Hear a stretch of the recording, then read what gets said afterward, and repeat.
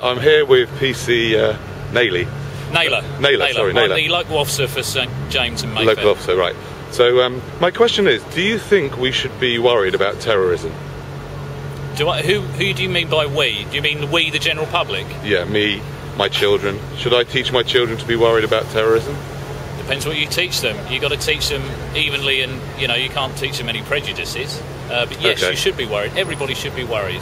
You think everyone should be worried? Yeah, right. Because terrorism doesn't just extend to bombs. Terrorism extends to the way it's changed our entire lives, doesn't it? The way we fly, the way we do everything. That's really, for me, the impact of terrorism. Okay, two things I have to question you. Do you know what the legal definition of terrorism is?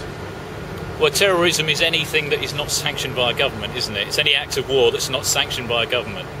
Right. So you think that's what the legal definition actually is? I don't know what the legal definition of terrorism is, off pat, no, but it is anything seeking to destabilise. Because that is definitely not the legal definition. No, I of don't terrorism. imagine it is. You don't want legal definitions from me. Right. Okay. Fair enough. And the reason why I ask you is because actually the legal definition of terrorism includes actions of governments.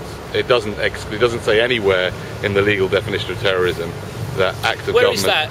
Where is on that? government website, if you just type in legal definition of terrorism into Google, you'll see that's the British government's government's definition. Because I wouldn't have known who actually wrote one down. Maybe the UN or something. But right, no, it's the British government's definition. There is a definition. Yeah. Are you aware of? Do you think that children should be worried about going out in the car? Because are you aware that you're at least 100 times more likely to get hurt in a car accident than you are in a terrorist activity? I would say cars are more safe nowadays.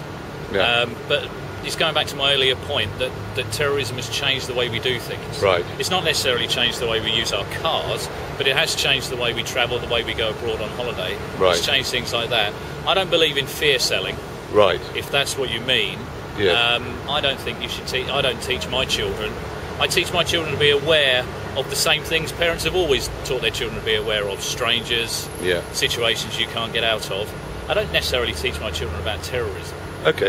Because thankfully they don't live in central London or near anything iconic. So great. Thank you very much. That's great.